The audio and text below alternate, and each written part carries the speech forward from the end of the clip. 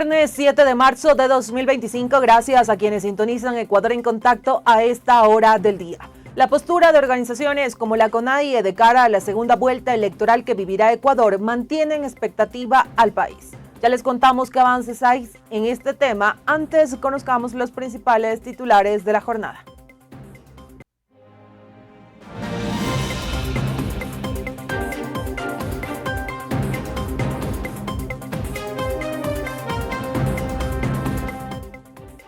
CONAIE define su postura frente a la segunda vuelta electoral. Ministro de Defensa comparece y explica compra de chalecos y cascos militares. Cientos de trabajadores de CNEL realizan plantón y aseguran no tener sueldos dorados. Ya les ampliamos la información, amigos y amigas, quédense junto a nosotros. Conservar el ecosistema es un deber. ¿Pero sabías que la principal especie en extinción es el ser humano? Cuidarlo es responsabilidad de todos y todas. Corape, por la vida. Iniciamos de inmediato con el desarrollo de las noticias y hoy viernes la Confederación de Naciones Indígenas del Ecuador, CONAIE, celebra su gobierno ampliado, donde representantes de la costa, sierra y Amazonía se reunirán para definir su posición de cara a la segunda vuelta presidencial. Recordemos, amigos y amigas, que Leonidas Sisa, líder de la CONAIE, había señalado que no es momento para optar por el voto nulo, que la coyuntura no daba, por lo que la decisión que tomen genera gran expectativa. Nicole Mendoza nos cuenta de inmediato el ambiente que se vive en torno a esta reunión, así que veamos. Corape informa. Y el país se integra. En este momento vamos a escuchar a Leonidas Sisa, presidente de la CONAIE, acerca de la posición que tomará la CONAIE y el resto de organizaciones que la conforman durante la sesión que se realizará o ya empezó a las 9 de la mañana este viernes 7 de marzo, en donde definirán cuál será esa postura que ellos tomarán como organizaciones o movimiento indígena en cuanto a la segunda vuelta electoral. Nosotros luego de la primera vuelta hemos dado a conocer en un consejo político reunido las 3 regionales y el Consejo de Gobierno Nacional, decidimos hacer este proceso interno. Esto es democracia comunitaria. Aquí no se ha impuesto. Está anclada una agenda programática que siempre hemos tenido. En ese sentido, el día de hoy vamos a escuchar. Hemos visto resoluciones de diferentes organizaciones de base. El día de hoy lo que queda claro es que vamos a tener o por mayoría o por consenso la definición de garantizar la unidad. Y esa unidad no va a romperse de pronto porque querramos imponer algún criterio. Y en ese sentido vamos a ser muy meticulosos, muy responsables, pero la CONAIE va a mantenerse unida en este proceso. Que ahora vamos a priorizar es simplemente cuál es la agenda que ha venido luchando el movimiento indígena, que hemos puesto en este proceso electoral, que no es una agenda únicamente ni exclusivamente electoral. Entonces hemos dicho, vamos a unificar alrededor de defender la Constitución de la República. No se puede ir a una nueva constituyente, como el presidente Noboa está diciendo, hay que hacer un rapidito. ¿Qué es eso, presidente Noboa? No estamos de acuerdo con avanzar con el proceso extractivo, sobre todo la minería a gran escala y a cielo abierto. Estos son puntos que nosotros no vamos a retroceder. Ahora lo que corresponde en este tiempo es ni un solo voto a la derecha.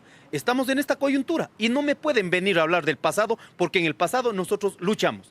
En consecuencia, el voto tiene que ser consciente sobre la problemática real de este momento. No se puede seguir recurriendo al pasado, al odio, cuando el campo sacha, cuando los procesos mineros han duplicado los procesos. Oiga, recurrimos al recuerdo del correísmo como hizo con el tema minero, pero quieren que nos olvidemos cuando van a entregar los campos más productivos o en este momento aperturando el catastro minero para las mineras. Así es, en este momento escuchábamos a Leonidas Sisa, presidente de la CONAIE, referirse a lo que sería esta concesión que se ha dado durante varias sesiones por parte de la CONAIE y otras organizaciones que la conforman para poder definir cuál será esta postura que se tomará desde la organización en apoyo ya sea al candidato Daniel Noboa o a Luisa González por Revolución Ciudadana. Sin embargo, desde la postura de la CONAIE, como escuchábamos del pronunciamiento del presidente Leonidas Sisa, ellos no apoyarán a la derecha, en este caso al presidente Daniel Daniel Noboa, por las decisiones que ha tomado, que según declaró Leonidas Issa, vulneran la Constitución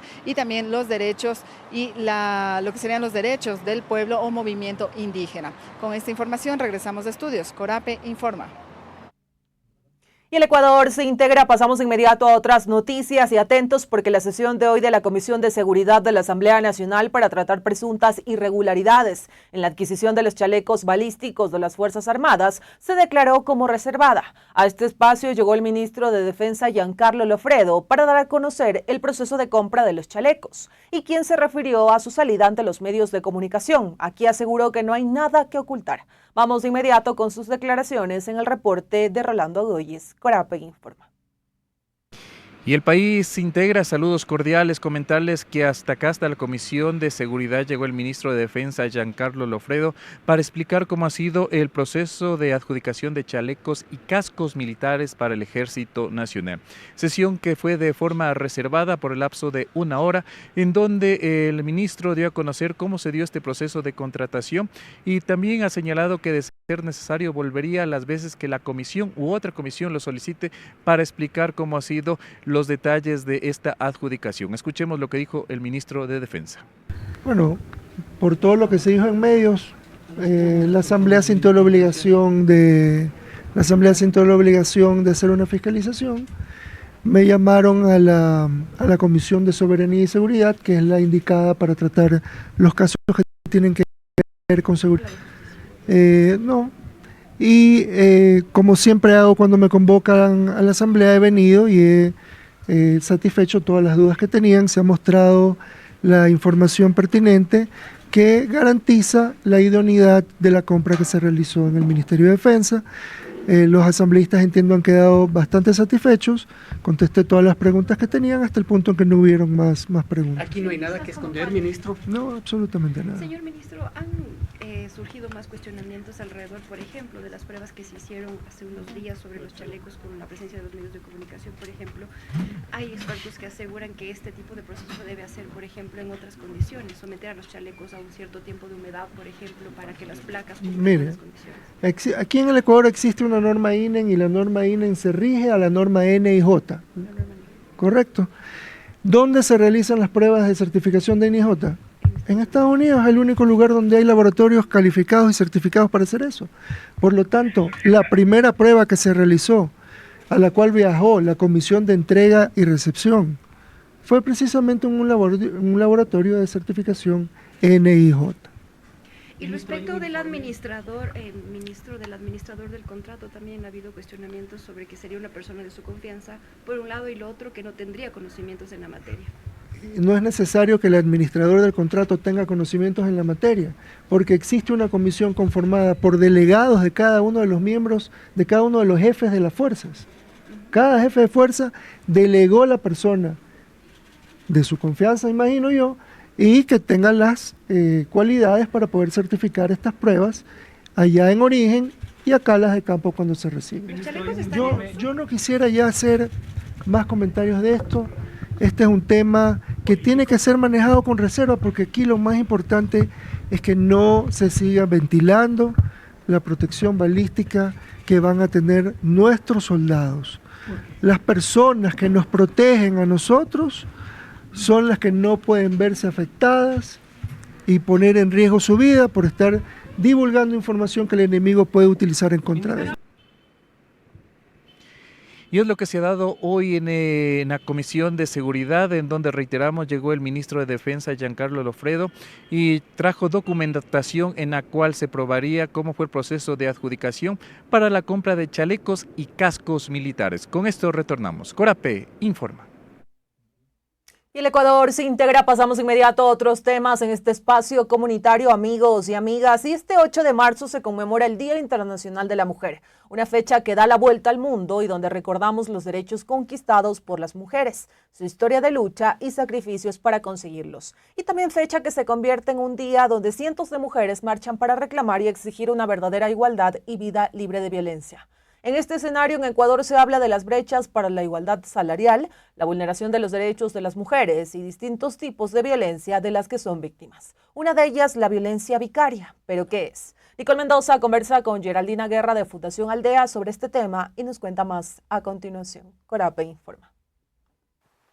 Y el país se integra en este momento. Vamos a escuchar a Geraldina Guerra, quien es presidenta de la Fundación Aldea, sobre lo que sería el tipo de violencia aquí en el Ecuador denominado vicaria. Vamos a escuchar detalles sobre este tipo de violencia que actualmente se encuentra invisibilizado en el país. La violencia contra las mujeres, niñas y adolescentes es una violencia compleja, que tiene muchas connotaciones, muchas dimensiones. Una de ellas es entender lo que significa la violencia vicaria, que es toda aquella violencia que se perpetra contra seres queridos, lo que incluyen mascotas, de las mujeres, es decir, cuando la persona agresora busca hacerle daño por medio de causarle un sufrimiento.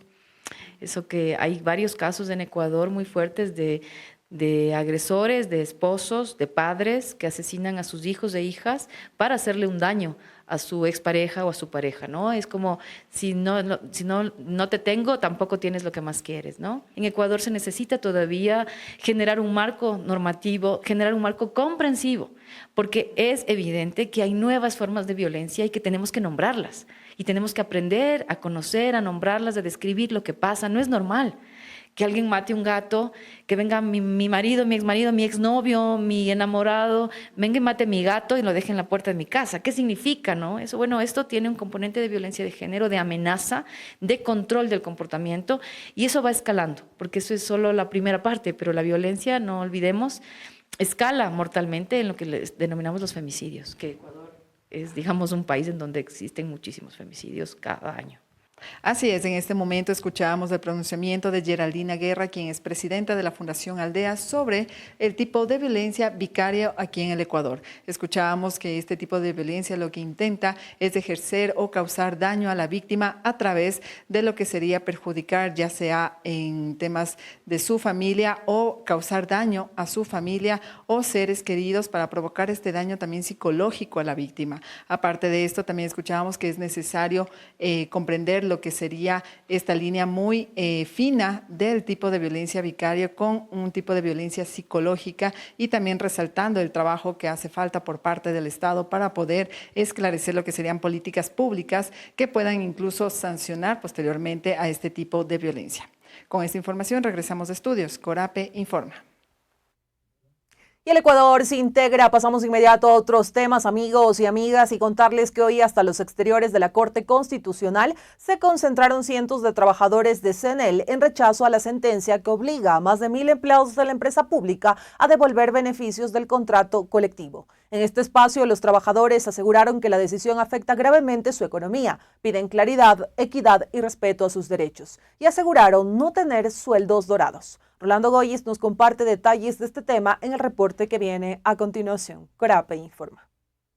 Y el país se integra, y hasta acá, hasta los bajos de la Corte Constitucional, llegaron los trabajadores de CNEL para pedir a los magistrados de la entidad se revea la sentencia en donde se dispone que deberían devolver a través del descuento mes a mes de sus sueldos más de 79 millones de dólares. Al respecto vamos a escuchar a Gastón Fajardo, quien es uno de los representantes de los trabajadores, quien dijo que espera que hoy los jueces los escuchen y se revea la sentencia. Muy buenos días. Aquí hemos organizado este plantón en protesta ante la situación que estamos viviendo 1.800 trabajadores de CNEL, el cual, por una medida maliciosa del Ministerio de Trabajo, hizo activar una sentencia que ya teníamos archivada, la trajo a la Corte Constitucional. La Corte ya ha dado un fallo en contra de los trabajadores. Ahora hemos pedido una aclaración y ampliación de la sentencia, el cual la Corte nos sigue dando alargue, no nos ha dado todavía la respuesta a la aclaración y ampliación. Estamos aquí, protesta a que la Corte nos resuelva esta situación. Aquí no son solamente 1.800 trabajadores, aquí somos todos los trabajadores de CNEL que estamos unidos en esta causa. Somos más de 6.000 trabajadores, somos más de 10.000 familias. Usted mencionaban estos días que había ya compañeros suyos que han fallecido luego de conocer esta sentencia. Bueno, sí, un compañero de la Unidad de Negocios Guayaquil, a la cual pertenezco, un compañero tenía cáncer, pero la noticia, el ver su rol en cero, fue impactante y el compañero falleció, o sea, salió el rol a conocimiento de los trabajadores y el compañero, la noticia después a la hora, falleció el compañero y lastimosamente ya tenemos una baja dentro de nuestras filas, lastimosamente. Precisamente la sentencia menciona que ustedes de estos montos irán a ser descontados cada mes a mes. Bueno, eso es lo que se dictaminó la Corte en la sentencia, pero todavía no se ejecuta nada. Ahora entonces ustedes esperan que los magistrados revisen nuevamente y revean esta sentencia. Claro, esperamos eso porque las cosas como las hemos hecho de una manera legal, está apegado a la Constitución y todo ha sido legal. O sea, esto es algo malicioso, un acto malicioso de parte de la ministra de Trabajo que ha iniciado todo esto. Somos una cortina de humo ante todo lo que está haciendo el gobierno actualmente. Precisamente la ministra decía y aludía que ustedes son parte que les habían utilizado para ser parte de esos contratos, pero ustedes demostraron en pocos días atrás de una rueda de prensa que no había tales montos, no había esas personas que ganaban superiores montos más que un gerente. Correcto, aquí nosotros nos ganamos $13.000, como ellos en su narrativa indicó todo eso que $13.000, aquí no ganamos esa cantidad como ellos indicaban. Y hay que recordar que Richard Gómez, quien es representante de los trabajadores de SENEL, ha dicho que los plantones serán una de las medidas que realizarán hasta tener una respuesta de las autoridades. Hace poco también estábamos escuchando a uno de los representantes quien señalaba que esperan que hoy los magistrados de la Corte Constitucional les den audiencia y puedan explicar qué está pasando en su día a día. Con esto retornamos. Corape informa. Y el Ecuador se integra. Te agradecemos, Rolando, por ese importante reporte. Momento de irnos a una pausa, amigos y amigas. En breve regresamos aquí en Ecuador en Contacto.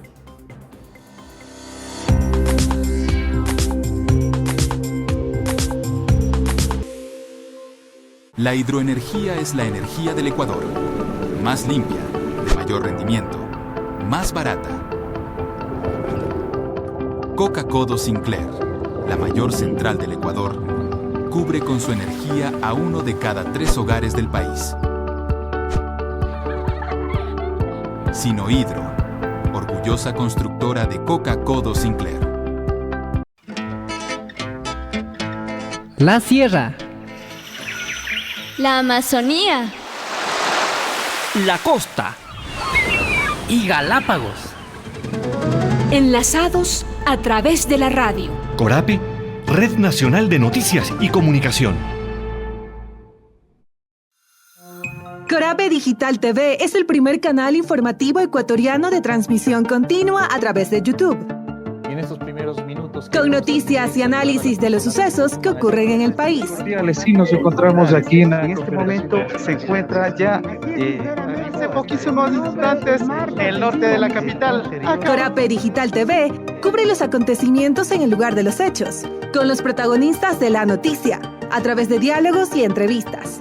Suscríbete a Corape Digital TV y síguenos a través de nuestras redes sociales, Twitter, Instagram, Facebook, YouTube, como Corape Digital TV, y mantente al día de las noticias del momento.